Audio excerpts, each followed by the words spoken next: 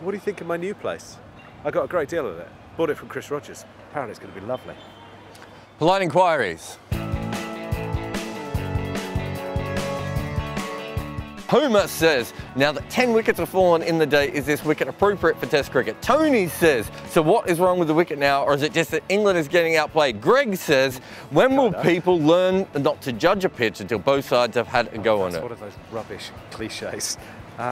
You can definitely judge a pitch a lot earlier than that. The most interesting one of those four is Homer saying that 10 wickets have fallen today. Is it wicket now appropriate for Test cricket? I mean, Australia were trying to go on, so obviously they were going to lose wickets, and the ball swung when England lost. I mean, that's the most important one. That's the one I don't understand. There are so many people that say, well, the wickets changed. No, the ball swings. The ball swings in the air. But you could argue, of course, their point might be that if England had bowled like that, it could have been the same. Well, England have been slightly outplayed, that's absolutely right. But there was just a little bit of a side as well, actually. The pitch may be a bit worse than I thought it was, because there were a couple of balls that I thought kept a bit low. And if the only thing that we said yesterday that this pitch had in its favour above Cardiff was that the bounce was consistent.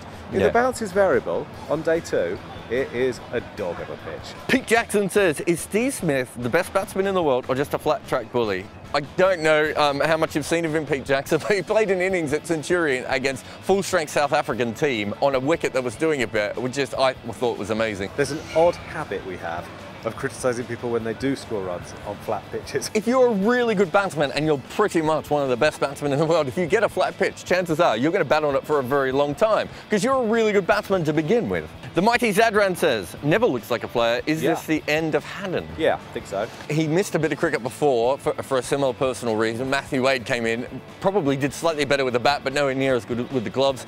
If Neville can keep taking chances and make even a little bit of runs, it's hard to see why they would go back to Haddon. I've never seen Neville play before, and I had been told he wasn't a great keeper, and he looked entirely proficient. He looked a good batsman, and I actually thought it was quite classy the way he was out when he didn't wait for the umpire's decision. He hit to mid-off. It's become quite rare in the game. Hey, do you know what? The New Zealand influence seeped into England. Maybe it's just seeping into Australia. No, he just doesn't understand. He hasn't played enough games in front of cameras. Matthew Beggs says, is funky captaincy and field settings just covering the lack of a bowling plan? Look, England don't have bowlers of the quite of that explosive quality. Having said that, did you see the paces of England's bowlers? I mean, 3 of them went above 90. I thought Cook was really good with the way he captained. He didn't do anything wrong. It just felt like the bowling just lacked something. Other than Broad. I thought Broad was really good. Australia had to survive him every spell he bowled. He bowled really well. And they've made 560 and they had to survive him. 2 tests in a row, he's bowled really well.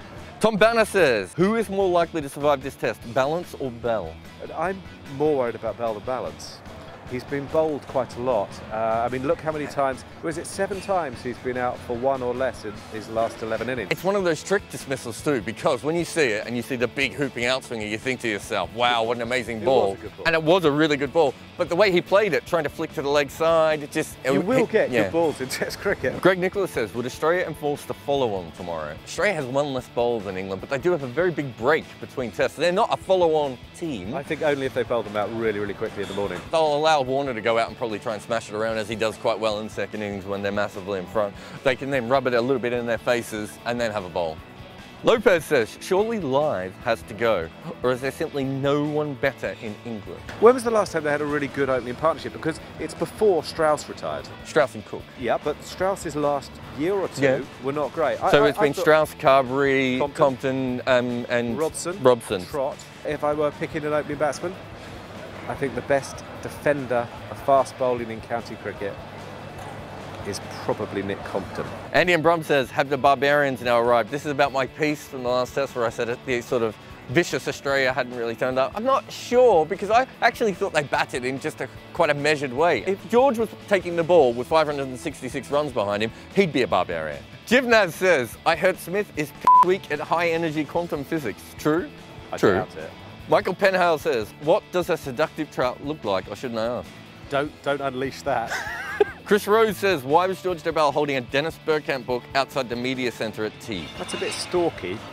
Chris Rogers told it to me. He told me it was a car. We'll see you tomorrow.